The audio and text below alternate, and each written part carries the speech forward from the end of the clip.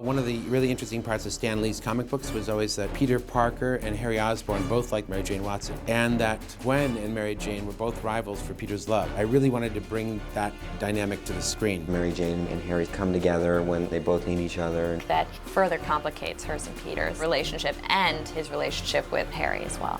Gwen Stacy is part of a love triangle with Mary Jane and Peter Parker and Eddie Brock, actually. There's like a love octagon. The interconnectivity of all these characters is something I always loved. There's some really great fresh stuff in the love triangle. There's so many twists and turns.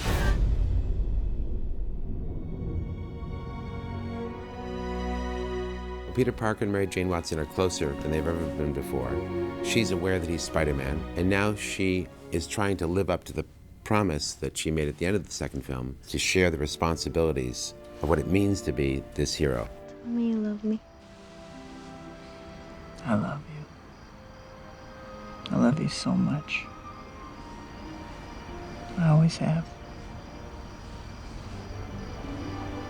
Time has stood still for the young lovers. It's right before, it's like the moment before things are gonna start to get stirred up. As Peter Parker is starting to become a little bit full of himself as Spider-Man, he's starting to build up a little bit of an emotional wall between Peter Parker and MJ. Peter's not there as much for her as she'd like him to be, and so she's kind of pushed aside a little bit. Peter absolutely takes the love of his life for granted because he just believes it's the love of my life. She's my girl, period. Neither of them is bad or wrong. They're just struggling with things everybody struggles with. They're both right, but they're not in sync. I'm worried about you. I'm fine. I don't need your help. Everybody needs help sometimes, Peter. Even Spider-Man. We wanted to expand Peter's social standings. And when you look back at the comics, Gwen Stacy, one of his first girlfriends, we thought, wouldn't it be fun to bring Gwen in and have her be a little bit of competition for MJ? She's kind of like this bright, sunny, happy, uncomplicated girl. Spider-Man saves her life, and she becomes kind of enamored. You okay? Yeah, I'm fine. Thank you. It'll be an interesting flirtation because Gwen Stacy is such a deeply moral character, and she really would know, if she had known that he was involved with Mary Jane, she would have never let him on. Thank God you're okay. Daddy! Hey. Eddie has imagined an entire life around a date or a couple dates they had, and as he gets more desperate, as more things taken away from him in the movie, he becomes more obsessive about her, and she becomes kind of the answer to him. What about that amazing night that we had? We had coffee, Eddie. Eddie has aspirations to be a photographer, and Gwen has aspirations to be a model. Seems like a match made in heaven, but not quite, because he's a psychopath. In the Keys to the City scene, everyone in the crowds, yelling, kiss her, kiss her, kiss her. And what Spider-Man ends up doing is sharing that special kiss from the first film, the upside-down kiss, with this other woman, and it's pretty heartbreaking for Mary Jane. And yet Peter thinks he's ready to ask MJ to marry him. And he wants to pop the question, if you will.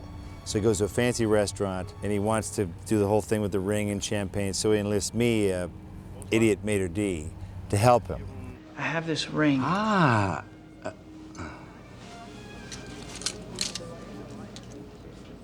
Hello. And of course, it all goes to hell in a handcart. Hi. Things took a turn for the worse when Gwen Stacy showed up. It's more threatening, I think, to Mary Jane that she actually is a smart, beautiful woman instead of playing a very shallow person. Gwen Stacy is upper middle class, loving family, opportunities, totally different than Mary Jane. Mary Jane had a complex upbringing and has a complex existence. So it complicates things in a nice way. MJ gets to a very low and lonely place, and Harry is the one that's kind of there for her as a friend. He's always loved her, and whatever, he's always had a thing for her. Yeah, hateful little things. I love love. Yeah, me too. The amnesia was a way to take the friendship back to where it started. And even in the first one, you only get a little taste of what that friendship is. Check this out.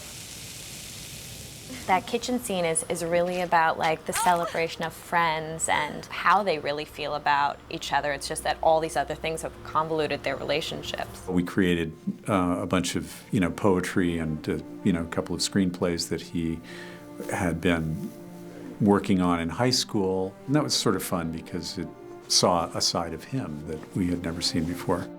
I'd love to be in your play. Cheers. That relationship is a little entangling and a situation that Mary Jane hadn't planned on. Mary Jane, please.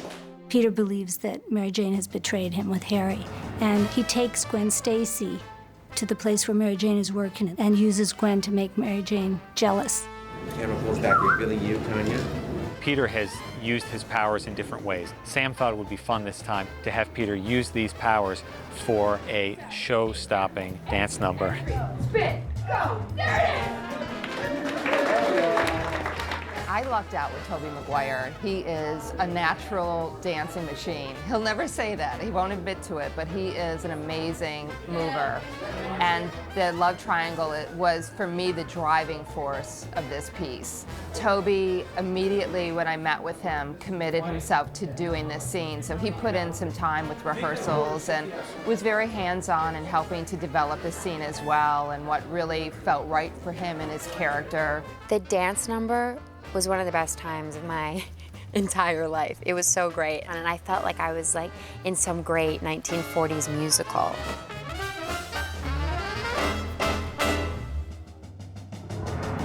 Peter is here with Gwen, but this whole thing is to really get to Mary Jane. And so in the creation of this choreography, I really kept that at the front of my mind. I realized that this whole production that he's put on was just to hurt me, and he hurts her in the process too. She isn't a manipulative woman. I mean, when she finds out that he's betrayed Mary Jane, I mean, she is truly apologetic and embarrassed by the situation. I'm so sorry. We try to approach it from the most realistic way we can and applying logic and truth to relationship problems between Peter and Harry and Peter and MJ and Harry and all of the characters and all the conflicts mixed in with all of these out of this world things, and I think it's a challenge and it's a lot of fun. Classically, in the way we've done these movies, there are always complex romantic entanglements. Still, the most important thing in their lives is friendship and trust, and then love will come. Our story is about characters that get to know each other better, learn to trust each other. Our experiences together mirror some of those experiences of the characters growing together in the film. And really, the joy of having the same actors from movie to movie is you do get to follow the growth of the characters as you follow the growth of the actors. They're now adults. They have life, they have pain, they have success, they have aspiration. We grow up with them. You have the sort of blueprint for the movie you're going to make, and you have the scenes and the conflicts and the dialogue, but then when you get with the other actors and the director and you start to play the scenes, you know, the real relationship starts to form. It's really been a pleasure to see Kirsten and Tobey and James in the bonds that they've formed with each other. They were all really spectacular actors to start with, and I must say I think each one of them has just gotten better and better.